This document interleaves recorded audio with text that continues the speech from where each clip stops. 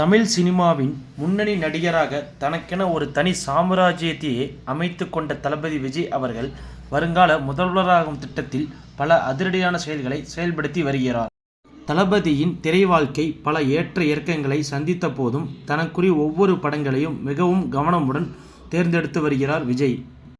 அடுத்தடுத்து தோல்வி படங்களால் துவண்டு கொண்டிருந்த தளபதிக்கு குஷி, கில்லி, சிவகாசி போன்ற படங்கள் மாஸ் இமேஜை உருவாக்கியது.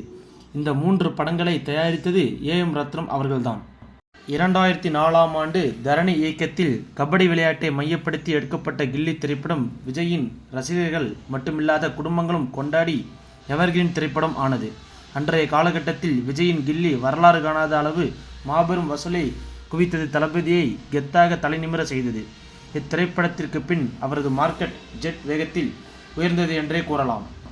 இப்படி ஏ.எம். ரத்னம் தயாரிப்பில் அடுத்தடுத்து வெற்றி படங்களை கொடுத்த தளபதி ஒரு கட்டத்தில் இந்த தயாரிப்பாளருக்கு கால்ஷீட் கொடுக்க மறுத்த கதையும் உண்டு. ஒவ்வொரு முறை கால்ஷீட்டுக்காக தயாரிப்பாளர் விஜயை அணுகும்போது ஒரு சில காரணங்களை கூறி கால்ஷீட் கொடுக்காமல் தவிர்த்து கொண்டே வந்திருக்கிறார். ஒரு முறை பேட்டி ஒன்றில் விஜய் எனக்கு கால்ஷீட் தராமல் என்னை ஏமாற்றி கொண்டிருக்கிறார் என்று கூறினார். இதன் பின் ஏ.எம். ரத்னம் மற்றும் விஜய் என்ற கூட்டணி இணையாமலே போனது. அதற்கு கடவுள் இருக்காண்டா குமார் என்பது போல் அஜித் அவர்கள் தயாரிப்பாளர் ஏ.எம். ரத்னத்தை அழைத்து கால்ஷீட் கொடுத்தார்.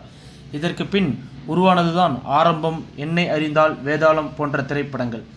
ஆரம்பம் மற்றும் என்னை அறிந்தால் திரைப்படங்கள் முதலுக்கு மோசமில்லாமல் போனாலும் வேதாளம் பிளாக்பஸ்டர் ஹிட் அடித்தது. விநியோகஸ்தர்களுக்கு தயாரிப்பாளர்களுக்கும் பன்மடங்கு லாபத்தை தந்தது. சண்டையாக இருந்தாலும் தற்போது இந்த தயாரிப்பாளர் கில்லி திரைப்படத்தை ரீலீஸ் செய்ததன் மூலம் வசூலில் வாரி குவித்து வருவது வேறு கதை என்பதாகும்.